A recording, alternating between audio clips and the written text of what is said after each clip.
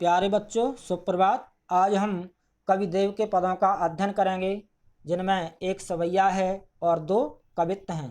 तीनों ही पदों की रचना कवि के द्वारा ब्रजभाषा में की गई है। बच्चों, सवैया और कवित्त छंद हैं। छंद दो प्रकार के होते हैं, मात्रिक और वर्णिक छंद। जिन छंदों में मात्राओं की गिनती की जाती है वो मात्रिक छंद होते हैं, जैसे दोहा, चौपाई। और जिन छंदों में वर्णों की गिनती की जाती है उन्हें वर्णिक छंद कहते हैं, जैसे सवैया और कवित्त।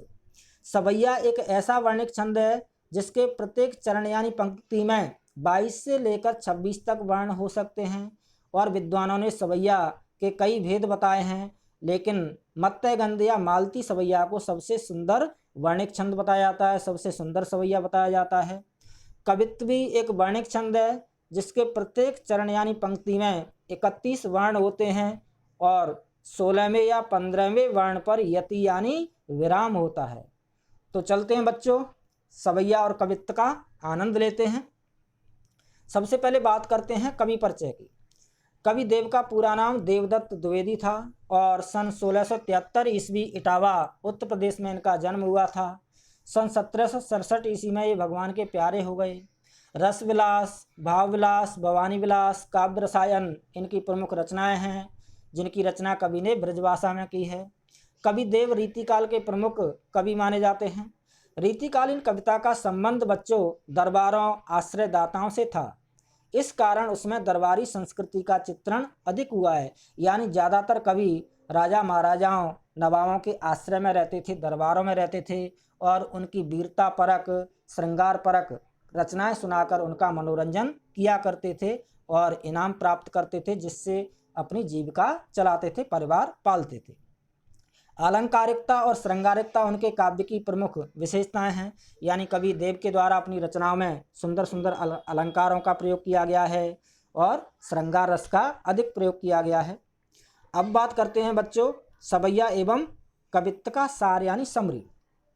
प्रथम पद यानी सवैया में कवि देव के द्वारा भगवान श्री कृष्ण के राजसी रूप सौंदर्य का, राजाओं जैसे रूप सौंदर्य का वर्णन किया गया है, जिसमें उस युग का सामंती वैभव झलकता है। दूसरे पद में यानी कवित्त में प्रकृति का मानवीकरण करते हुए वसंत को बालक रूप में दिखाकर प्रकृति के साथ एक रागात्मक संबंध की अभिव्यक्ति हुई है। तीसरे पद में कवि देव के द्वारा चांदनी रात के अनुपम सौंदर्य का वर्णन किया गया है, जिसमें पूर्णिमा की रात में चांद तारों से भरे आसमान की आभा यानी सुंदरता का मनोहर वर्णन किया गया है। ये था बच्चों तीनों पदों का सार यानी समरी। अब देखिए प्रथम पद यानी सवैया, जिसमें कवि देव के द्वारा भगवान श्री कृष्ण के राजाओं जैसे रूप सौंदर्य का वर्णन किया गया है, राजसी रूप सौंदर्य का वर्णन किया गया है। तो कवि देव क्या कहते हैं, भगवान श्री कृष्ण के बारे में क्या लिख रहे हैं, उनके रूप सौंदर्य के बारे में। पायन नूपुर मंजू बजय कटे किंकिनी के धुनि की मधुराई, ओ सामर अंग लसे पट पीत ही हुल सेवन माल सुहाई।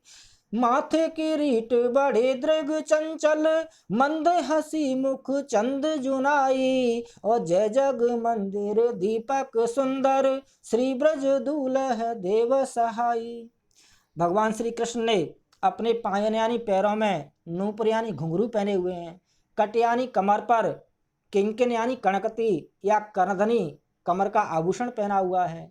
घुंघरू और कमर के आभूषण की जो आवाज़ है बहुत ही मधुर सुनाई दे रही है, बहुत ही सुंदर सुनाई दे रही है। सांवले अंग पर भगवान श्री कृष्ण ने अपने सांवले अंग पर, सांवले शरीर पर पीत यानी पीले रंग के वस्त्र पहने हुए हैं, जो बहुत ही सुंदर लग रहे हैं। ये यानी हृदय पर, गले में सुंदर सुंदर फूलों की माला पहनी हुई है। माथे यानी मस्तक पर, सिर पर किरीट यानी मोर का मुकुट पहना हुआ है।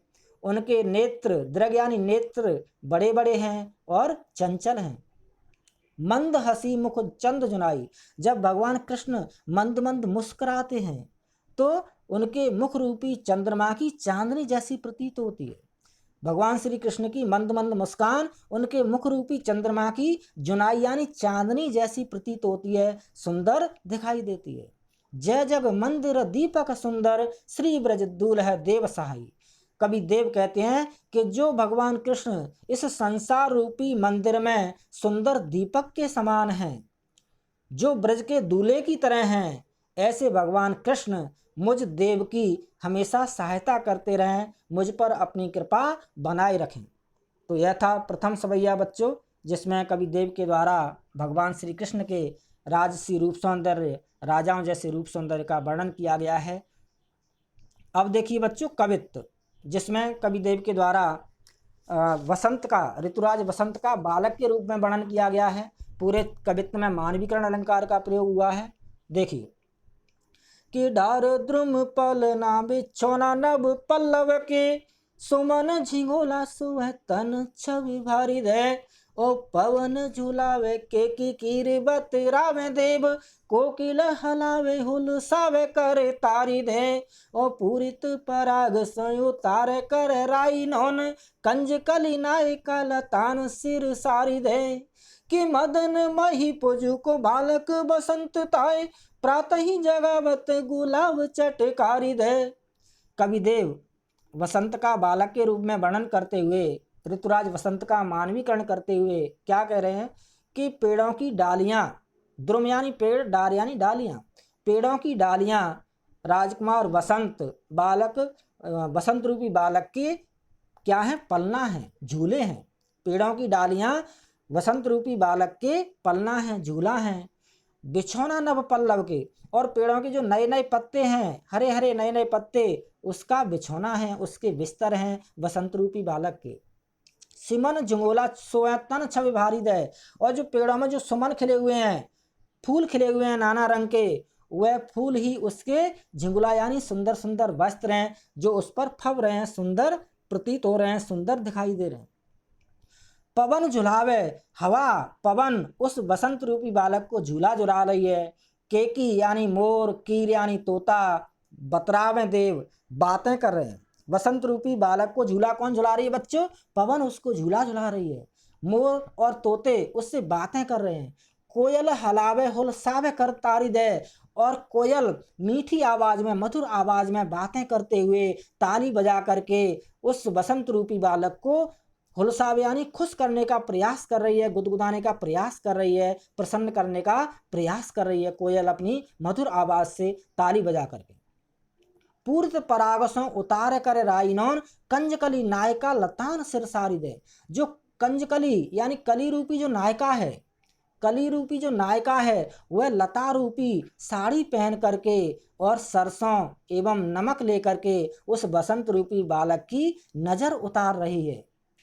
मदन महीपजू को बालक बसंतताए, प्रातः ही जगावत गुलाब चटकारी दे। कवि कहते हैं कल्पना करते हुए कि जो राजा कामदेव का पुत्र है बालक बसंत, वसंत ऋतु को, ऋतुराज वसंत को कामदेव का पुत्र कहा है कवि देव के ने।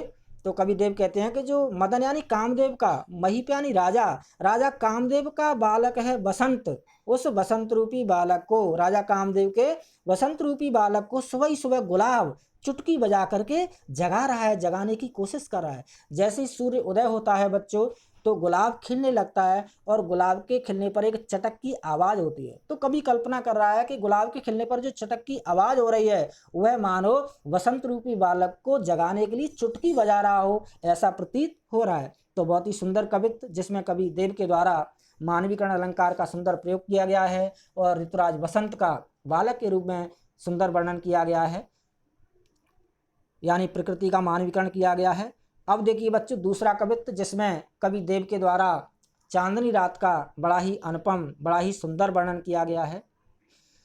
फटिक सिलाने सो सुधार शोधा मंदिर, उददे ददे कोस अधिकायो मगे अमंद, बाहर ते भीतर नो भीते न देखैया देव, दूध कोसो फैन फैलो आंगन फरस बंद, कि तारा सीतारो नेता में ठाड़ी झिल मिली होते, मोतने की ज्योति मिलो मल्लिका को मकरंद, आरसी से अंबर में आवासी उजारी लगे, प्यारी राधिका को प्रतिबिंब सो लगत चंद। चंद यानी चंद्रमा।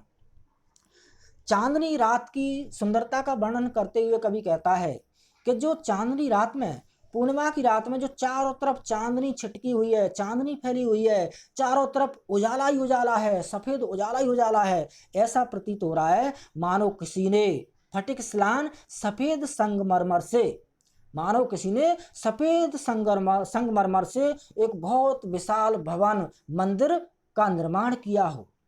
उदध दधिकौश अधिकाय उमगे अमंद, जो चारों तरफ चांदनी फैली हुई है, उजाला फैला हुआ है बहुत ज्यादा, ऐसा प्रतीत हो रहा है मानो दध यानी दही का, उदध यानी समुद्र उमड़ पड़ा हो, चारों तरफ दही का समुद्र उमड़ पड़ा हो, ऐसी प्रतीत हो रही है चांदनी, ऐसा प्रतीत हो रहा है उस चांदनी रात का उजाला, मानो दही का समुद्र उमड़ पड़ा हो।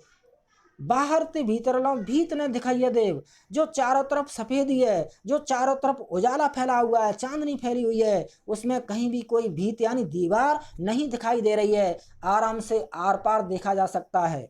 वह कैसी दीवारें हैं उजाले की, उस जो जिस उजाले को कवि ने कैसे मकान के समान बताया है, सफेद संगमरमर से बने हुए मकान के समान बताया है, जिस उजाले या चांदनी रूपी मकान में कहीं कोई दीवारें नहीं दिखाई दे रही हैं, आराम से आर पार दूर दूर तक देखा जा सकता है, कहीं भी कोई भीत यानी दीवार नहीं दिखाई दे रही है। दूध कौशो फेन फैलो आंगन फरस बंद, जिस तरह से आंगन में, घर के आंगन में दूध के झाग फैल जाते हैं, और उसी प्रकार से कभी कल्पना करते हुए कहते हैं कि जो आसमान में तारे टिमटिमा रहे हैं सफेद, वह तारे ऐसे प्रतीत हो रहे हैं जैसे मानो किसी ने घर के आंगन में दूध का झाग छितरा दिया हो, दूध का झाग फैन यानी झाग, दूध का झाग छितरा दिया हो, फैला दिया हो, उसी सफेद दूध के झाग की तरह जो तारे हैं वो आसमान में प्रतीत हो रहे हैं, टिमटिमा रहे हैं, दिखाई दे रहे हैं।